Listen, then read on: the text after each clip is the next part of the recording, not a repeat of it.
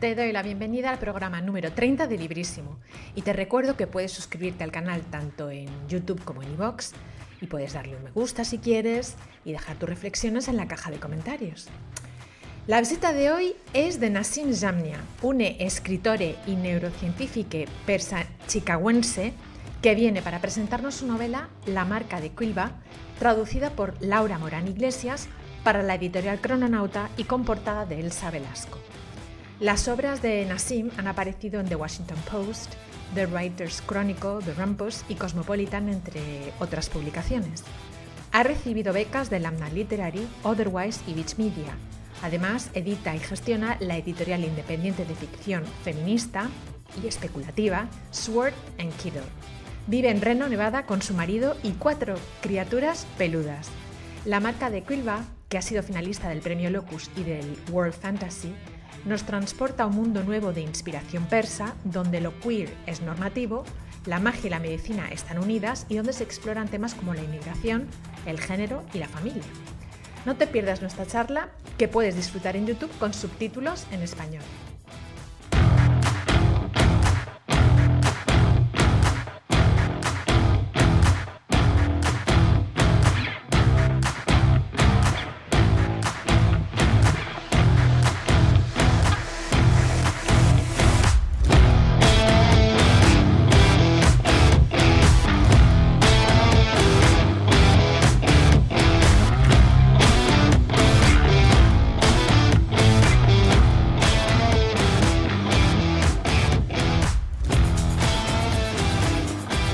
Well, hello everybody.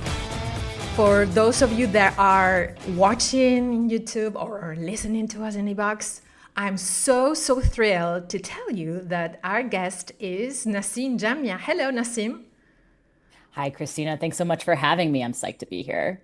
I'm so excited. I can't tell you how much having you here represents, because one of the things we do in Librisimo is trying to bring voices from all over the world, and also maybe not the voices that everybody is used to, some new faces. And I think you represent new face in, at least in the Spanish-speaking market. So we're very excited. I'm saying we as if we are here many. Well, we are two. I use the plural here to look cool. But here we are because of a very nice excuse, which is a new release. It's just been released in the in Spain. Your novel, your fantasy novel, The Bruising of Quilwa, which in Spanish is translated as La Marca de Quilwa. I'm going to try to say Quilwa, because I think I pronounce it as an Spaniard will do. And the first thing I ask everybody that comes, because I think it's a very nice way to introduce the story and the story behind the story, is about the title, which is the first thing that the reader faces when they come next to your book and they pick it up. How did the title The Bruising of Quilwa came about? Yeah, it's the title is fun because originally the story was called The Last Free Clinic in Kilwa, because the story is about this healer who works at the last free clinic that's in their city state. And for me, that was kind of like what the story was about. It was like about this kind of the experiences at this clinic. And my English publisher, Tachyon, was like, this feels a little too nonfiction. And I was like, okay, fine, I'll come up with a new title, something that's a little more fantasy, something that kind of, makes people realize, like, there's magic in this book. And I did a lot of brainstorming and came up with my husband actually came up with The Bruising of Kilwa. We were kind of going back and forth of different potential titles. And we decided that because, one, we wanted to keep Kilwa in the title. It's the name of the city. It's kind of about this city. And bruising felt significant on a few different levels. So there's a disease in the book that they call the blood bruising. So that's from that level. But it's also indicative of how the city state is reacting to things. It's a city that's fairly newly independent from being a colony, about 10 years. It has a migrant crisis that begins kind of right at the beginning of the book. They have a relatively new democracy in place after being a colony and before that being a monarchy. Mm-hmm. And so everything is kind of tender. Mm-hmm. Everything, and, everything is kind of is leaving its mark, Mm-hmm. and causing disruptions and shifts within the city as the city tries to figure itself out. Mm-hmm. So even though we're following like one particular character and it's about their experiences in the city is constantly this backdrop. So the Bruising of Kilwa fit, and now I can't think of it as any other story. And when we were discussing with Crononauta, the Spanish Mm-hmm. publisher, about potential titles, I was kind of explaining that this is the idea behind using bruising, and so they came up with La Marca de Kilwa. Mm-hmm. So. I wanted to say hi to Crononauta, which is the Spanish publisher of the book, and especially Laura Morán Iglesias, which is a translator. And she made a fantastic job because we're going to talk about the particularities in this book that makes, I think, stand from others. But I wanted to continue about how the idea of this story was born. And I wanted to know, for that, I always ask, do you remember when and where were you when you come up with the idea? Yeah, so I have a particular memory of being in a coffee shop. So this was the first summer after I had begun my second master's program in fiction. So this was summer of 2019. Mm-hmm. And my really close friend at the time, she had sat me down and she was like, "You write about blood magic. I have a video game I want you to play."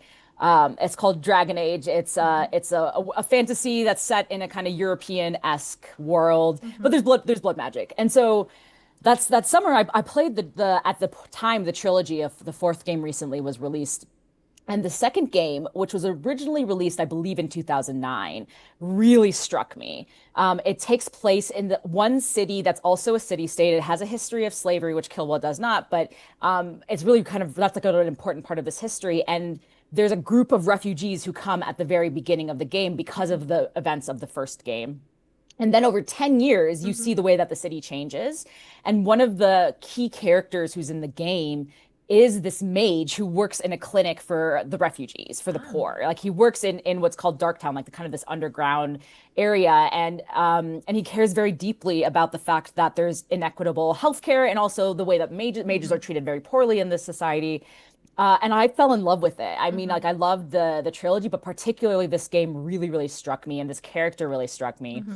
And I've always been a novelist. That's something that I have a really tough time being concise, as you will find out through this chat today. So I sat down and I was like, okay, I want to learn to write a short story. And here is like this game I just played that is I'm really impacted by. I happen to have at the time I had already been playing in this same fantasy world. And I was like, well, how convenient that there is. And I know I had already created this island that was a hub of trade that was once a colony off of the coast of this main country that I had been exploring. So what does it look like to have a refugee who's a healer come to this area when there's a refugee crisis? So that's like, kind of where the story began. And I particularly remember a lot of that summer, my friend and I spent in the coffee shop working on what would become our theses and trying to get workshop pieces ready for the next year. And that's when I started working on this story.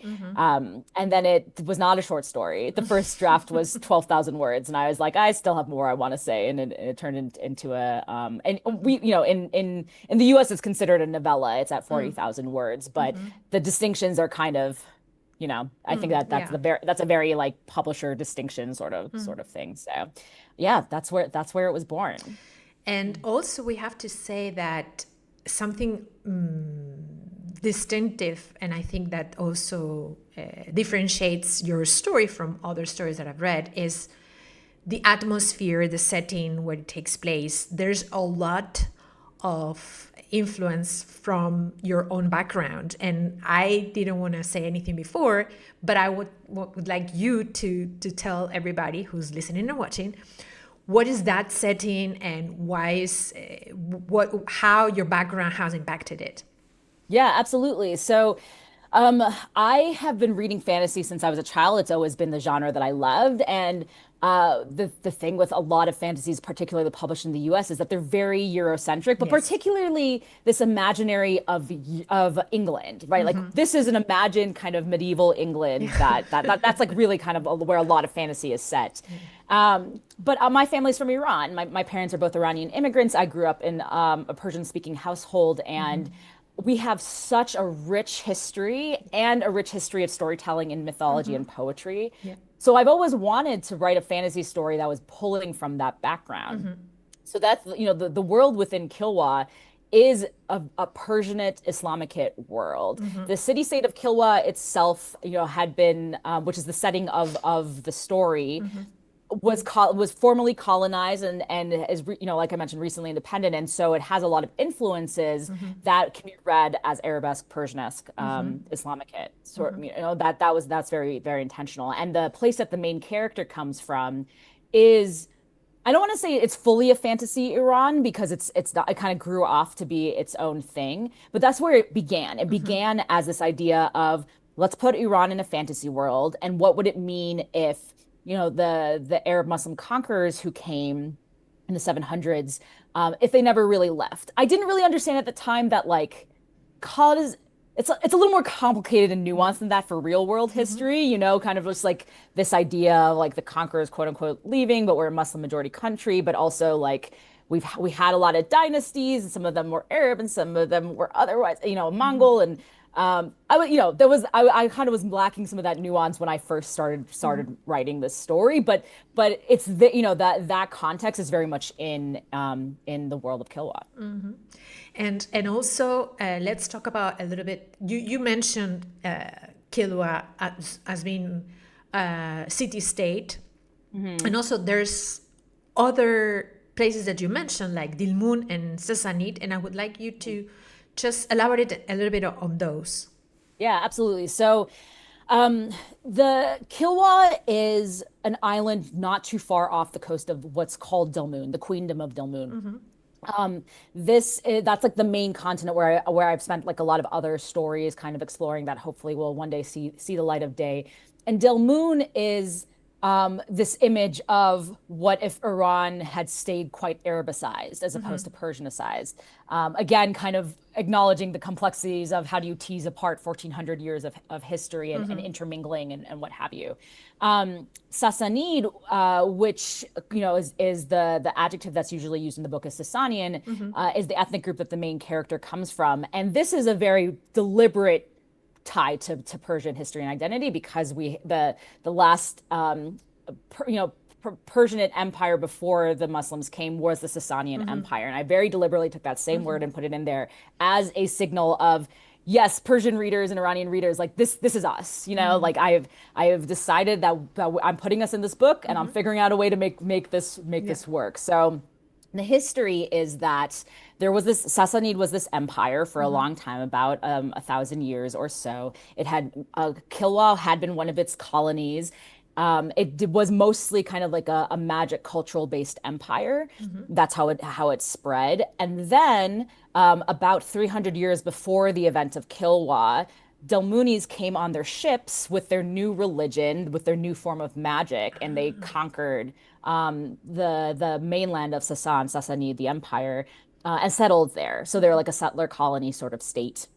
And now 300 years later, or a little less than 300 years later, they finally the Kilwan colony has finally gained its independence. So when this is of course like a lot of this history is not on the page. So this is like here's the background of the story. But when Dilmun came, they got the help of the Sasanian colonies by promising their independence. And Kilwa was the last straggler. And so finally, about a decade before the events of the book, they rebelled to gain their independence, because it was like we were promised our independence 300 years ago. We have not gotten it. Because Kilwa had been this hub of trade. Very briefly in the book, it's mentioned why, and that's because they have basically self-healing ships. They make their ships out of a giant fungus that then is able to heal itself, which I'd love to explore more in a future thing.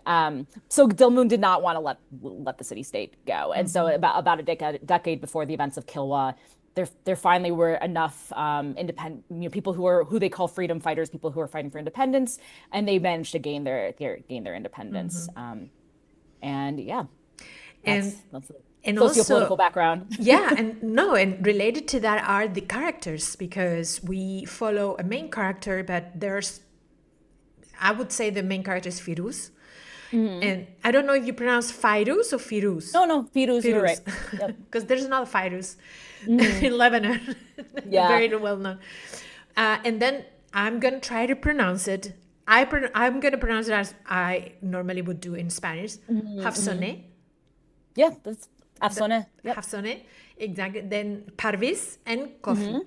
And I found it very interesting that how, I don't want to give too much away, but we have to address this. And the characters, it's a very interesting mixture between refugees that are coming into this city state, and they're trying to do the best they can, being to a certain point second or third class citizens, or not citizens at all.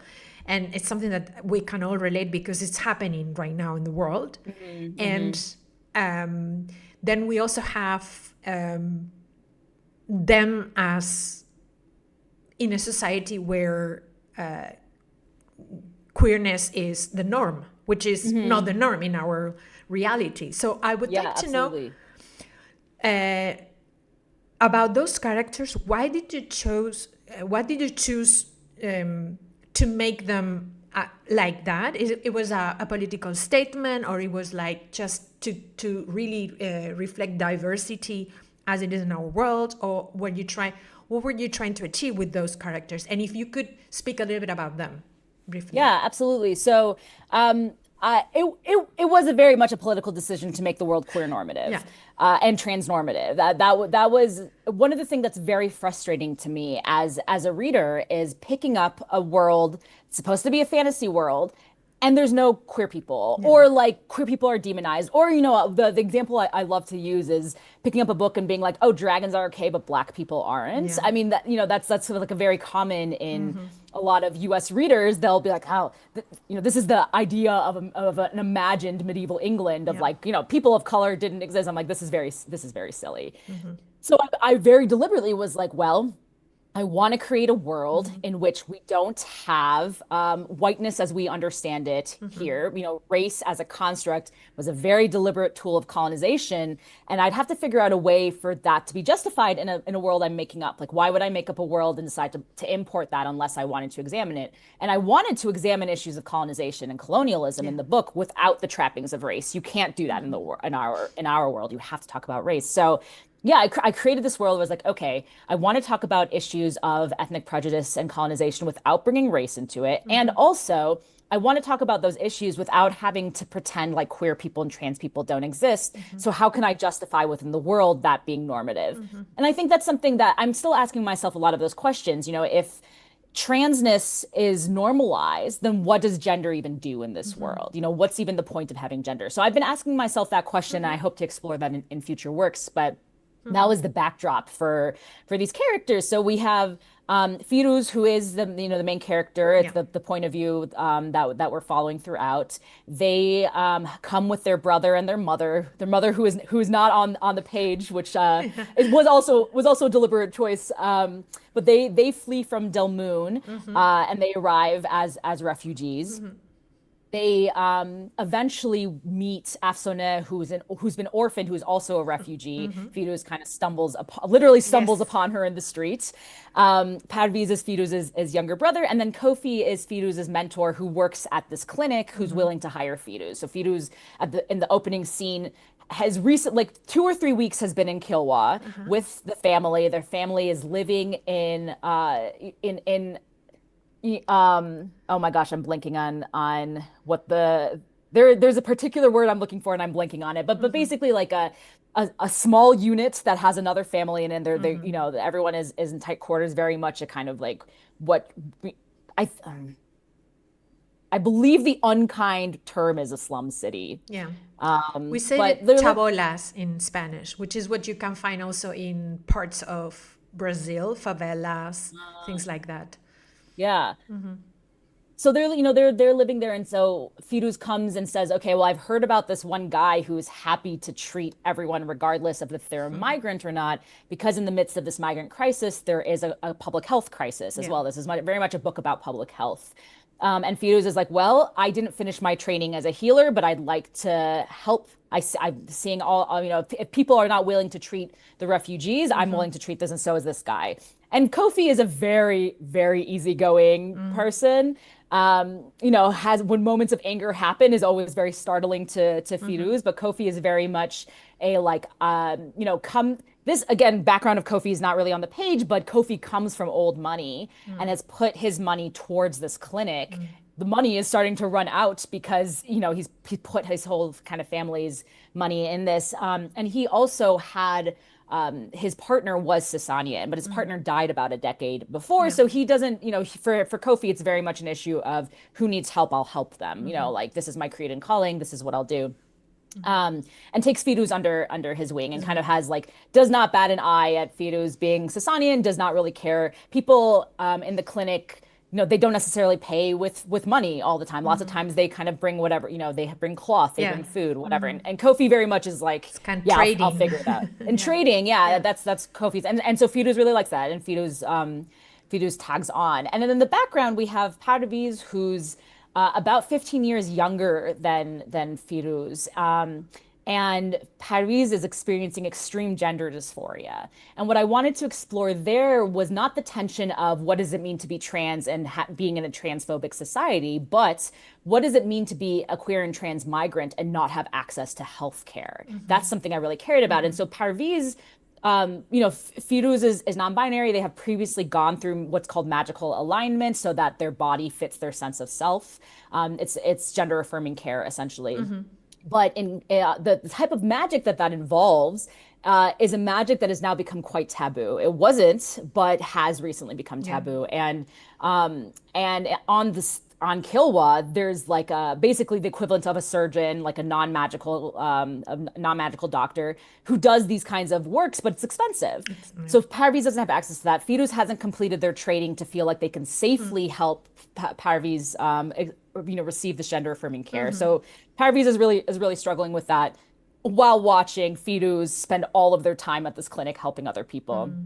And Afsone is, all of these characters have experienced extreme traumas. Firuz has complex PTSD, and so does Afsone. She watched both her parents die in a food riot.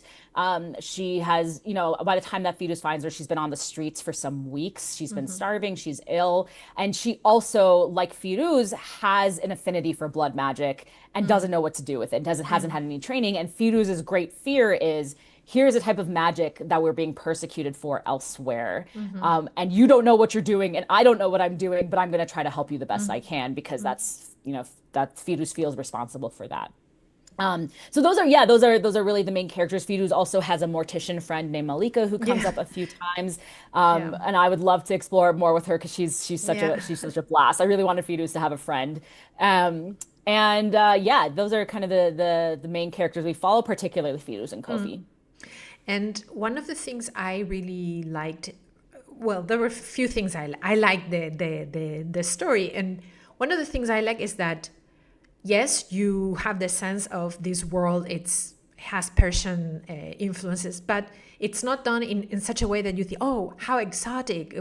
Just for the sake of it, it has a meaning, and it doesn't dwell on the obvious. So I didn't see any references to religion per se. I mean, it may be, I think I remember you mentioned a temple or something, or a mosque or something, but you don't, it's not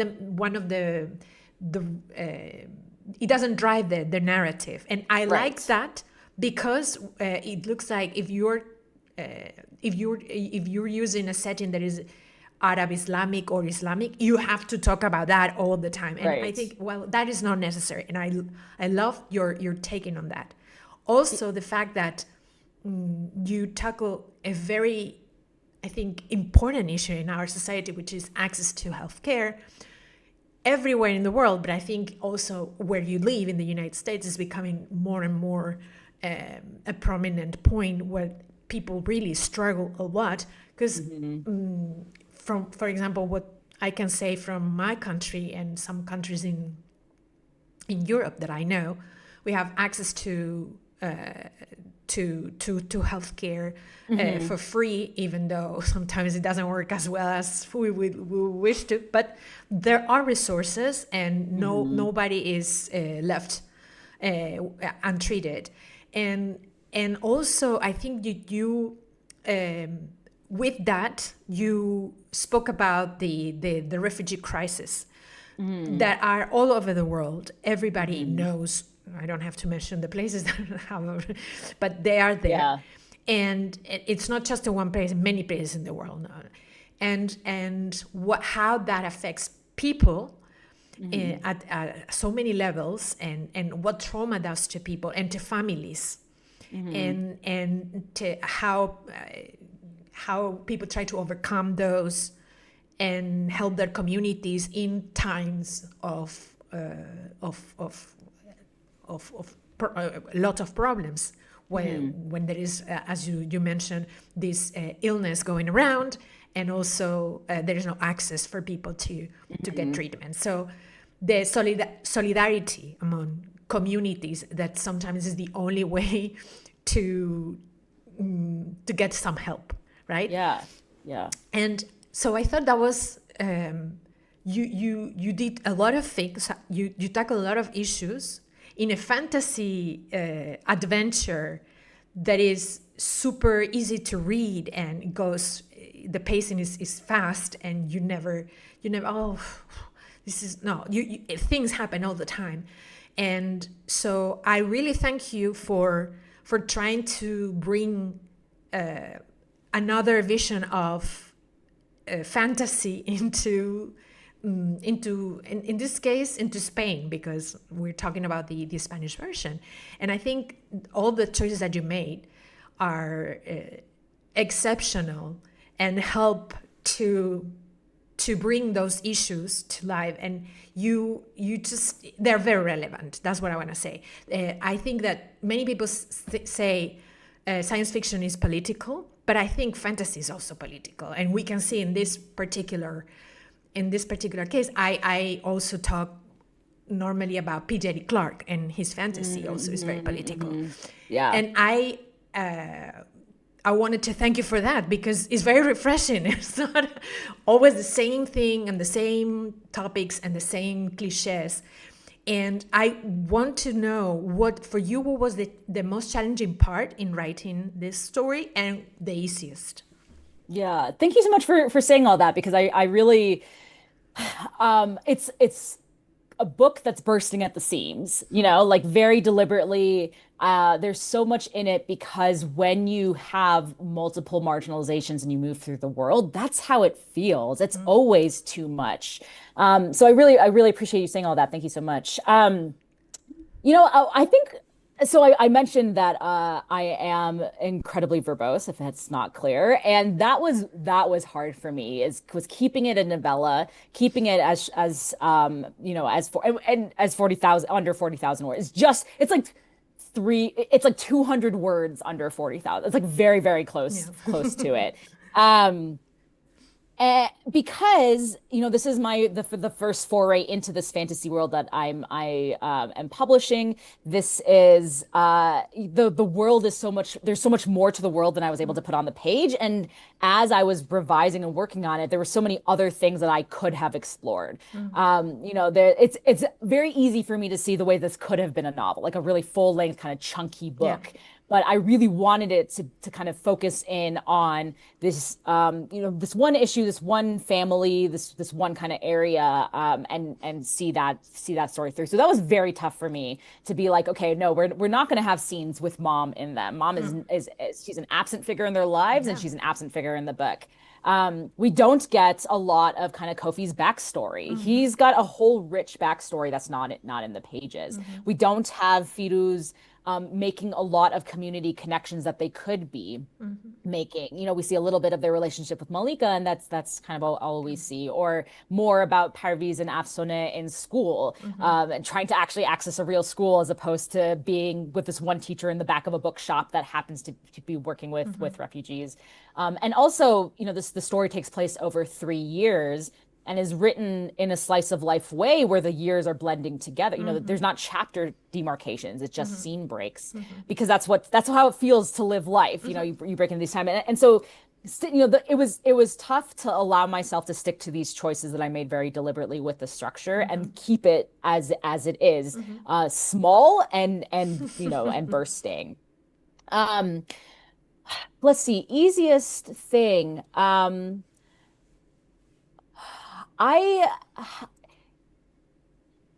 thinking right now where my mind goes to is Firuz's relationships with the other characters.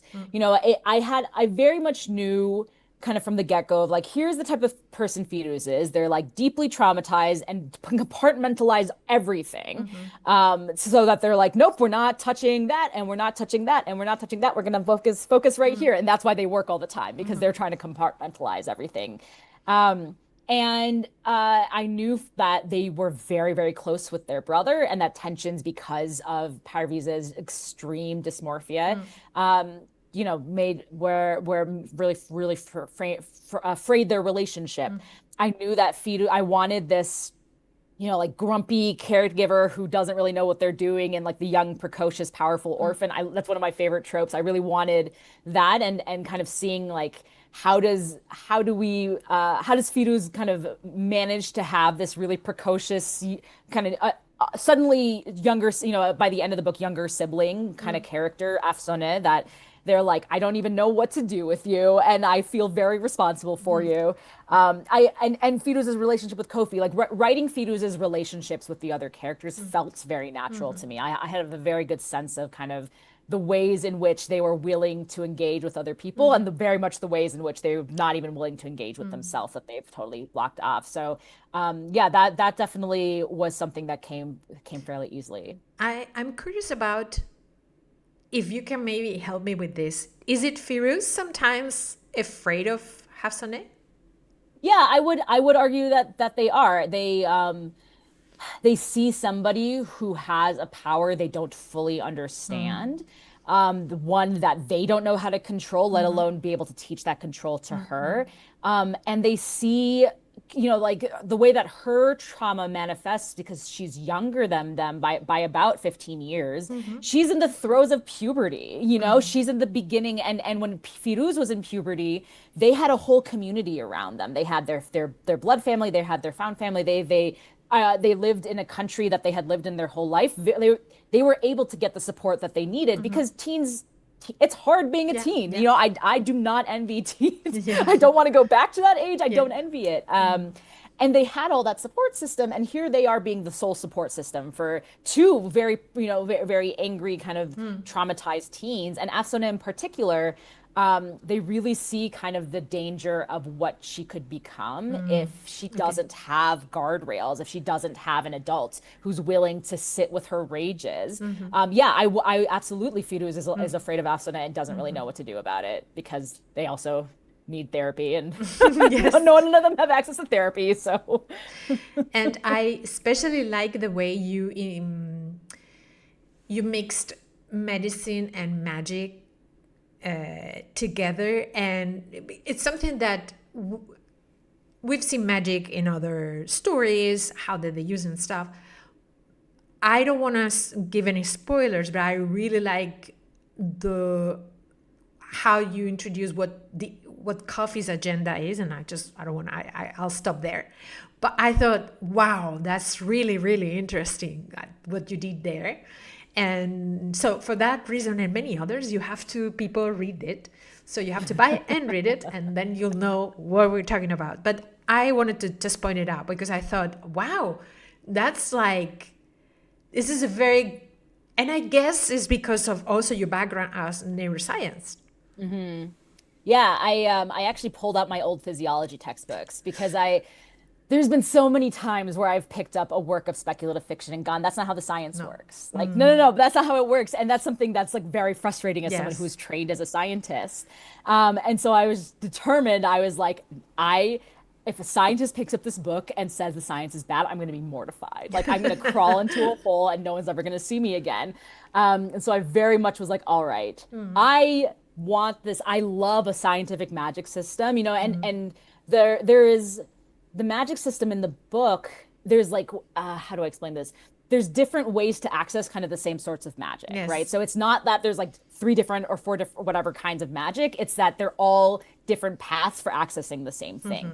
And so the magic is essentially being able to manipulate the atoms and the molecules and the elements of our world. That's essentially, you know, so I was thinking a lot about physics while I was reading it, but specifically for blood magic, it's the our cells, like biological cells, do so many processes. There's so much energy involved in that. And if the whole point of the magic is we're manipulating the energy that allows us to do things in the world, because everything happens due to energy. And I wanted to be like, okay, well, how do you access the energy that's within life? And that's, you know, so for blood magic, it was like, well, this is obviously going to pull upon actual physiology. This is actually going to pull upon what the body itself is doing. And so, yeah, I pulled out my old physiology textbook and was like, all right, we're gonna get this down. We're gonna make sure that this is accurate science with a little bit of hand waving, right? Because it's magic. But yeah, I definitely wanted it to feel very scientific because it's meant to be. It does. It does. I also would like to know how this book came into Crononauta. That's a good question. Yeah, so let's see. We sold it to Tachyon, published in 2022, but we kept the foreign rights. And my agency has like a foreign office. They have agents around the world that they work with. And they have a little book with it, and so Crononauta and another press, I'm blanking on both. You know, when they found the projects, were both very interested in it, and they both wrote me a letter. And Crononauta's letter was very thoughtful, and it felt like they really understood and engaged with the book. They right away mentioned the fact that there was so much Persian stuff in it. You know, they mentioned the fact that they were committed to having more non-binary and trans voices in their catalog, and they already had some. That they, you know, they were willing to make sure that the language was gender neutral. It's such an important part of the way that the book is written. And I really felt like reading that letter, I was like, oh, these are the right people for this story. It really feels like they really feels like they understand what I was trying to do and are you know, happy to honor that in their translation. And I couldn't be happier. I mean, the book is it's absolutely stunning, and I'm in love with the cover art. The cover, the cover yes, art is I was gonna say so special. Yeah. Laura was very thoughtful in the translation. You know, we had a couple back and forths about clarifying some stuff, and I'm delighted that they were the ones to bring it to Spain. It's unbelievable because, as I said to you, there's so many decisions that she had to make, Laura Morán Iglesias, the translator, in order to convey what you were trying to say in English. So kudos for her from here. I know. It's an amazing job. We're kind of like at the end of this mini presentation, and I always try to, first of all, before we wrap up, I wanted to know what are you working on, if you can share with us, so we can kind of like look for it in the future and have you maybe back. Yeah, no, I'd certainly love to be back. So I actually released my middle grade horror debut in May. It's called Wait. Horror for middle? Yeah. Horror for middle grade. So for ages like 8 through 13 or so, it's a horror book. Yeah, and it's a contemporary. You know, it's set in the U.S. Takes place at a summer camp, where the main character is this anxious autistic Iranian American who's at summer camp for the first time, and she finds this place in the woods that if she falls asleep, her dreams and her nightmares come to life, and then things start happening to her friends, and she goes, oh no. And that was a lot of fun. And so the people who put together that project and brought me on to write it, we're working together on a new project on a fantasy project also for that age range. that hopefully we'll get to talk about. I mean, we hope it sells. Yeah. We're moving forward with the drafting of it. Great. But it also follows an Iranian American protagonist who is dealing with the big feelings of growing up and trying to navigate that with magic stuff. Yeah, in terms of my own personal projects, I have a few that are out to editors, so we're going to cross fingers that they sell. One of them is a dark academia novella that's really satirizing what it means to be a grad student in academia at an elite university, as kind of based on some of my own experiences. I have a few more stories that are in this world that I'm hoping will sell, but I'm about to start a new project actually in this world that's probably set closer to when the conquest of Sassanid happened, so about 300 years before the events of this book. I'm still kind of playing around with when exactly the setting is on a different in a different part in a different former colony. Okay. That will kind of play around a little bit with what blood magic looks like and kind of the history of blood magic, which was only very touched upon briefly here. So I'm really looking forward to drafting that project. That should be a lot of fun. So we'll see. It sounds really fun. And if you could invite somebody for us to interview at Librissimo, who would it be? But it has to be alive.